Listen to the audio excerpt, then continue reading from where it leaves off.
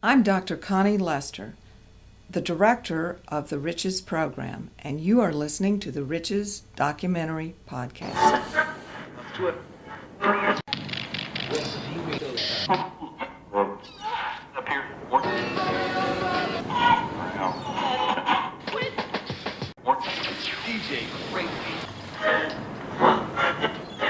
Welcome to the RICHES Documentary Podcast. RICHES, the regional initiative for collecting the histories, experiences, and stories of Central Florida, is an umbrella program housing interdisciplinary public history projects that bring together different departments at the University of Central Florida with profit and nonprofit sectors of the community in order to promote the collection and preservation of the region's history. By facilitating research that records and presents the stories of communities, businesses, and institutions in Central Florida, RICHES seeks to provide the region with a deeper sense of its heritage. This series will feature a podcast every 2 weeks, in the middle and at the end of each month, that will explore various aspects of Central Florida history. In today's episode, Gentrification and Urban Renewal, Revitalizing Central Florida's African American Communities, Jeffrey Crivero examines some of the reasons that these once flourishing neighborhoods began to decline and what city leaders are doing to save these communities. Hi, I'm Jeffrey Crivero, and in today's episode, Gentrification and Urban Renewal, Revitalizing Central Florida's African American Communities, we're going to be speaking with Representative Geraldine Thompson and Dr. Benjamin Brotemarkle about the Parramore district of downtown Orlando, and Dr. Julian C. Chambliss and Farrellyn Livingston about Hannibal Square, the African American side of Winter Park, Florida. Central Florida's African American community was once relatively prosperous, consisting of a thriving business district, populated by a mix of professionals and working class families, and in many ways quite self-sufficient. This podcast will examine some of the factors that led to the ultimate decline of these regions, the efforts that have gone into restoring them, and the overall effectiveness of those campaigns. Geraldine Thompson has been a representative in the Florida State Legislature since 2006. A former educator and administrator at Valencia Community College, she is also the founder of the Wells-Built Museum of African American History and Culture. The executive director of the Florida Historical Society, Dr. Brotemarkle, has written several books on Florida history and culture, including Crossing Division Street, an oral history of the African American community in Orlando, and Beyond the Theme Parks, Exploring Central Florida. You might also recognize him as the producer and host of Florida Frontiers, the weekly radio magazine of the Florida Historical Society. Dr. Julian Chambliss is an associate professor of history at Rollins College, specializing in 19th and 20th century urban America, African American history in Florida, race and ethnicity, American planning history, as well as other topics related to the urban experience. Born in Hannibal Square, Farrellyn Livingston has spent most of her life in the community and is now the manager of the Hannibal Square Heritage Center. I'd like to thank each of our guests for taking the time to speak with us. I asked Representative Thompson and Dr. Brotemarkle to tell us about the rise and fall of Orlando's Parramore community. Parramore was founded in the 1800s when the city was just beginning to form, and it was the location where many African Americans lived initially. The city was separated, as was the case throughout the South, generally by the railroad tracks. You had the white community on one side and the African American community on the other side. So Parramore is just west of the railroad tracks in downtown Orlando. And the pioneers in the African American community who made significant contributions to the city and to Central Florida lived in Parramore. When the community went through integration at the end of legally sanctioned apartheid, is what I call it, the idea was that in order to get true integration, you had to close some of the major institutions in Parramore. So you saw the schools close. Many of the churches also moved out. The Parramore area had become saturated, and people needed other places to live. And so places like Washington Shores, the Richmond Heights area, Carver Shores were established, and many people moved to those areas which were at that time considered the suburbs. And many of the professionals who lived in Parramore also moved. And so you left behind people who were, for the most part, renters who did not own the properties where they lived. There was very little that was owner-occupied in Parramore, a lot of absentee landlords. So when you lost the major institutions like your schools, your churches, the professional individuals who had made it the economic and the social hub for African Americans in Central Florida, then an element of crime began to build, and there were a lot of problems. And quite frankly, a lot of the decision makers who were deciding what was going to happen and how Central Florida would grow didn't really consider Parramore worth much of an investment. And so that's what led to a blighted area for a very long time. There have been a lot of very effective efforts to bring business back into the community.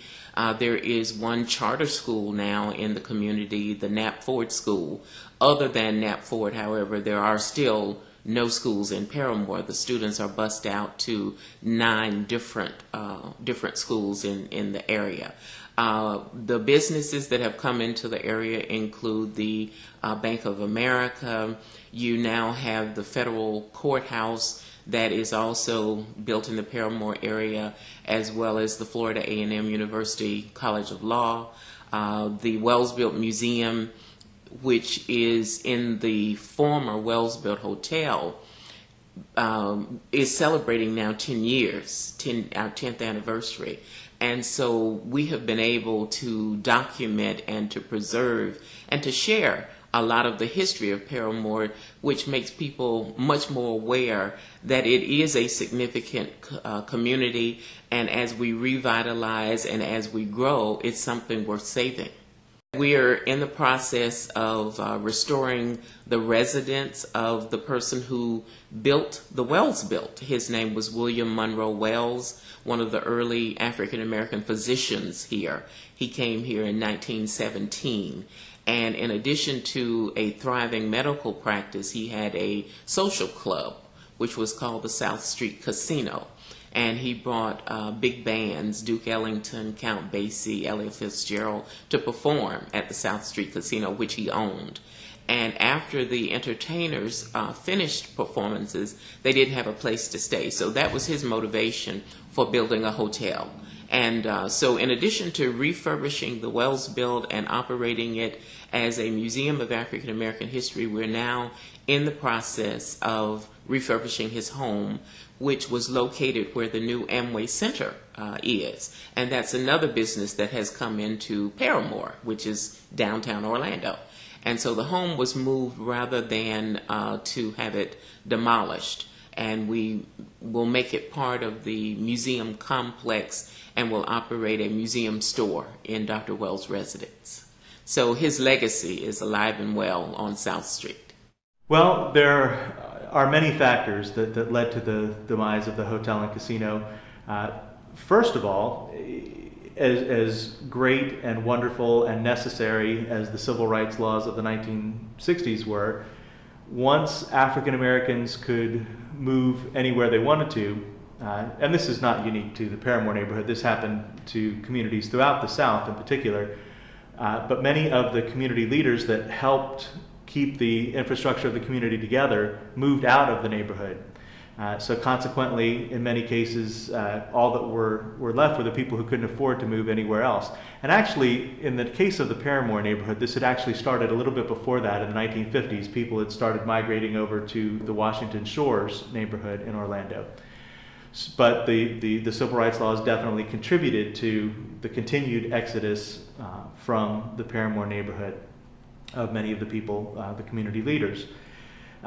Also, the building of I-4 right by the Parramore neighborhood, kind of into that neighborhood, helped to break that up a little bit as well. That was another factor. So as the community leaders moved out of the neighborhood, the Parramore neighborhood itself entered a state of social and economic decline. And I think it is starting to pull out of it a little bit. And that was really part of the purpose of the Wells-Built Museum of African American History and Culture, was to be an economic engine for the neighborhood and hopefully tap into this cultural and heritage tourism and bring people into the neighborhood for that reason. It is a fascinating era because, again, with Division Street as the dividing line, the Parramore neighborhood was really a thriving, self-sustained community, parallel to the white community in Orlando. There were institutions, Jones High School, many of the churches that really created a strong fabric. There was a African American Chamber of Commerce there in the Parramore neighborhood. There were black theaters. There were everything that the community needed right there. Tailors and businesses of all types were right there. And of course, the Wells-Built Hotel and South Street Casino were right in the middle of all this thriving African American community. So it's really an interesting look at history, and also the unintended negative impact of those civil rights laws of the 1960s. Again, as wonderful and as necessary as they were, they really did have this unintended negative impact when some of the community leaders moved out. And again, the building of I-4, kind of right through the heart of the community, and the East-West Expressway too, meeting right there, caused further problems. But I think that the community is pulling out of that era of social and economic decline that it suffered in the late 20th century, and hopefully the Wells-Built Museum of African American History and Culture is contributing to that. Dr. Chambliss and Mrs. Livingston described some of the factors that enabled Hannibal Square and Winter Park to grow into thriving communities, and how this prosperity has affected the development and gentrification of the region. Well, in that early period, Hannibal Square was, I think, able to grow and be successful because of the model of attracting residents, promoting Winter Park as a sort of like leisure vacation destination. And this has really become at the core of the identity of Winter Park. If you think about Winter Park over time, it really was founded by Chase and Chapman as a sort of destination location for people who wanted to sort of live a certain kind of sort of leisurely lifestyle. Well into the 20th century, that has been maintained. If you look at the growth of Winter Park, which grew rapidly after in the 1930s and 1940s and 1950s, and the people of Winter Park recognized this. And part of the reason that it grew was because they really sort of like sold a place at this kind of residential haven. And in fact, by the time it gets to the 1950s, the city is known as the city of homes.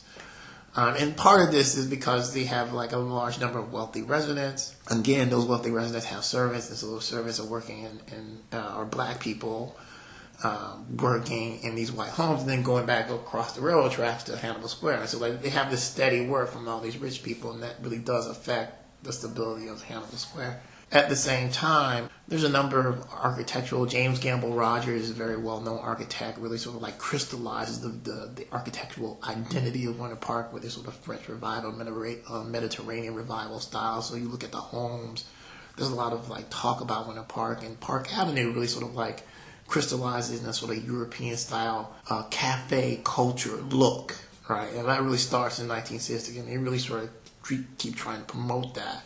The Chamber of Commerce does a great job of trying to promote that and maintains that really into today. I mean, it's one of these places that people talk about Winter Park. They tend to talk about it as a place where you can sort of like stroll, in sharp contrast to the rest of the sort of retail and vacation experience in the rest of Central Florida.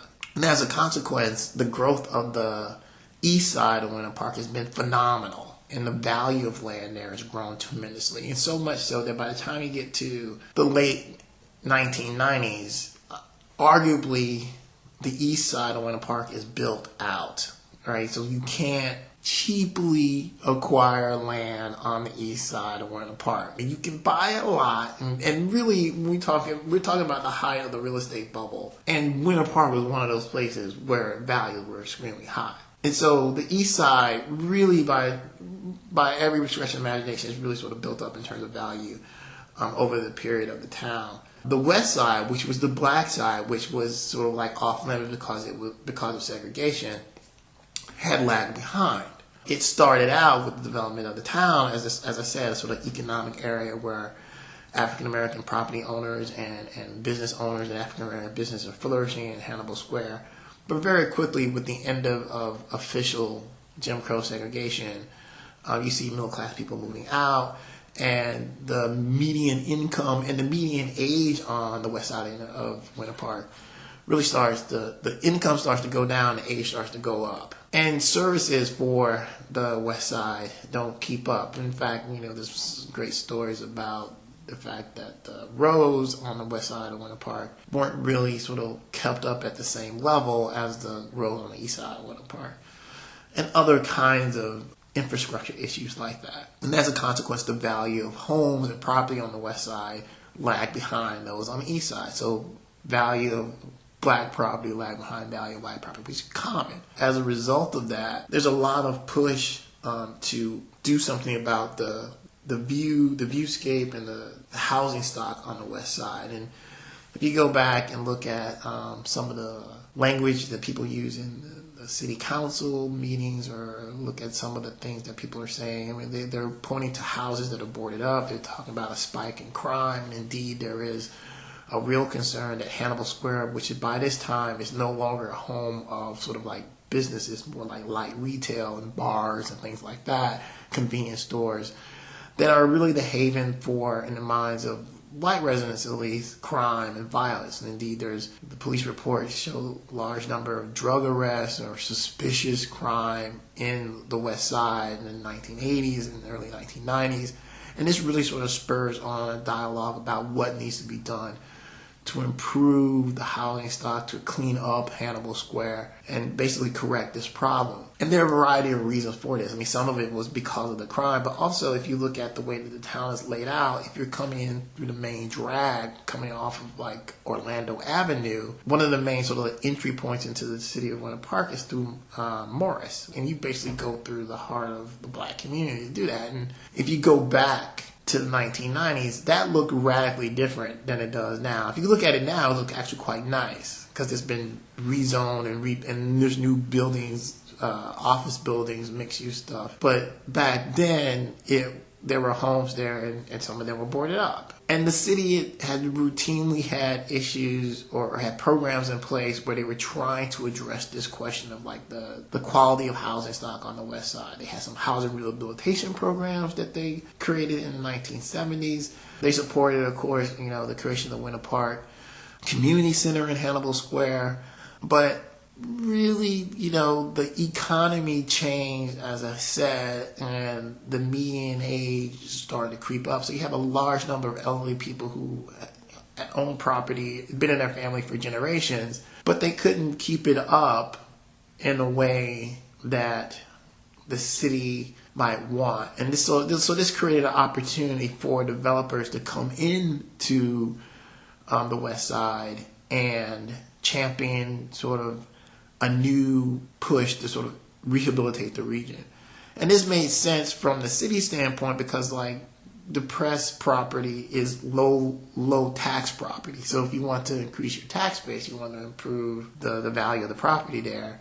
But it also created like a huge gentrifying push. Because remember, you can't cheaply build anything on the east side of town. So for most developers, if they're really looking to do a big project, they kind of have to do it on the west side of town. They have to do west of the railroad tracks. So in the late 1990s and the early 2000s, the city of Winter Park creates a community redevelopment agency, the CRA, and the sort of focal point of the CRA is the sort of box that is bordered by Park Avenue on the east, Webster Avenue on the north, and then like 1792, and then Fairbanks. So it's a huge block, and basically it's Park Avenue in downtown Winter Park and the black side of town. So that's a huge swath of land, and it's prime real estate that could be developed, but it's also primarily the heart of the black community.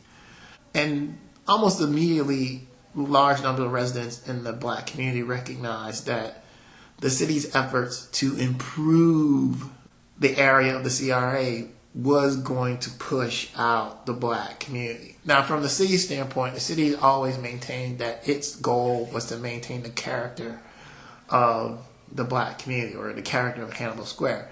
But if you're going to allow traditional market forces to be your primary vehicle to achieve this, then gentrifying effects are almost unavoidable. You can't, as the city's done, like the city's done a three-tiered sort of approach. It's provided loans for businesses to move into Hannibal Square. It totally redesigned Shady Park, which is in the center of Hannibal Square, in response to some of the crime and complaints of some of the businesses that were being enticed into the area because of the CRA. So the old part had a lot of benches and shading covers, and older people would hang out there and talk. And the new part sort of took all that away, and it's much more aesthetically pleasing, but it's also a place where you can't really linger, which made a lot of sense in terms of trying to address some of these questions about crime and disruption associated with that area. But they also worked very diligently to eliminate some of the bars and some of the focal points of crime, and that was successful. They moved in new businesses, so the Dexter's in Winter Park, which Dexter's is a fairly well-known restaurant chain in the area, where it became like really an anchor, and they created a parking lot for it. And then a number of other businesses, light retail, service-oriented, and restaurant businesses moved in. And then, of course, there was a change in the infrastructure, or the sort of decorative infrastructure of the street. So, like, you had the decorative brick put in, or like new light fixtures. So basically extending the feel and look of Park Avenue down New England into the heart of the black community, which was Hannibal Square. Of course, African Americans felt, and I think as some of them continue to feel, that process is deliberately pushing them out. And they have a point, because once all that was in place, one of the things that started to happen is that the tax assessment for the area started to change. People that previously had been sort of like locked at a tax assessment of a very low number, everything gets reassessed when large numbers of business start moving in. So these are older people. Remember, the demographics in the area are that the older people are staying and the younger people are moving out. So older people tend to be on fixed incomes, they're on pensions, they're living off their retirement savings. So a big hit in terms of, I used to pay $500 in taxes, now I'm paying $1,000. It's a huge deal.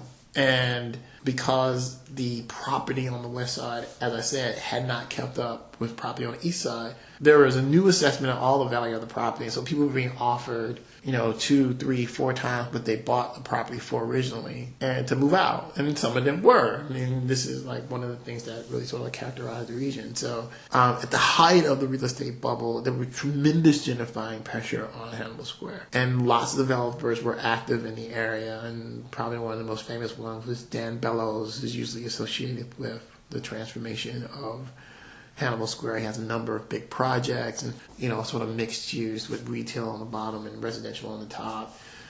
And that really sort of like changed the nature of the community. And Bellows is often painted as a boogeyman, and there are a number of stories associated with him, but he's really sort of emblematic of a kind of push to create new construction in the area, in part because that's the place where you can, with relatively minimal investment, do something big. And that has been the sort of overriding problem for the West Side for many years. There's been, for well over a decade, since the late 1990s, I think there's been a sort of push to, there's going to be development here. We want to improve the West Side, want to bring more businesses here. And as a result, long-time residents have sort of been displaced. There are new businesses there, but they don't really cater to the residents. And nor do they really employ the residents, which is also really problematic. I mean, you don't really see West Side residents going to eat at Dexter's. So from a sort of symbolic standpoint, African Americans feel that they're being pushed out. And from an economic standpoint, there are push and pull factors that are hastening the exit of African Americans in the area. Leading up to the civil rights movement, and even probably as early as late 1940s after the World War II, the job market began to change a bit. More opportunities were opened up for Afro-Americans. Many Afro-Americans went away, military, school, whatever the case may be, and didn't come back because they felt there was nothing here for them outside of service to somebody else. They wanted to have real careers and do big things in the world. And as a result of that, the community began to age, if you will. And certainly after the civil rights movement and moving forward, many more of our young people are moving away because they feel that they don't have access or they can't make it in this area, in Winter Park, you know. It's been a painful process for them. Generally, when you're talking gentrification, between the original people who were in our place and the wealthier people who come into the place, there's usually a group in between.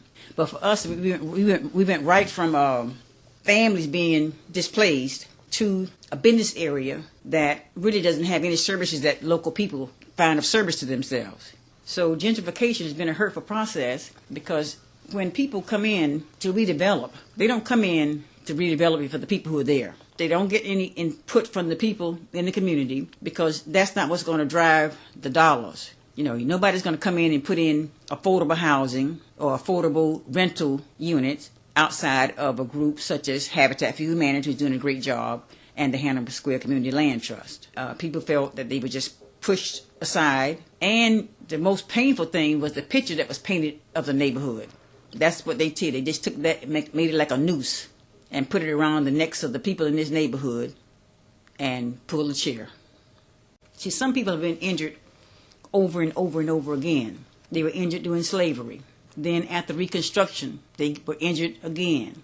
And then Jim Crow came along, and they were injured. So they've been injured over and over. And when you keep injuring people and they don't get a chance to heal, it can really do something to them. You know, even though on the outside they look whole and they're moving forward and they're doing things, there's still a pain in their souls that is just almost indescribable. I'd like to thank our guests, Representative Thompson, Dr. Brotemarkle, Dr. Chambliss, and Mrs. Livingston for joining our discussion. I'm Jeffrey Crivero. Thank you for listening. Thank you for listening to the Riches Documentary Podcast. Feel free to contact us with any questions or comments on the program that you just heard. Please join us for the next episode, A History of Gay Days.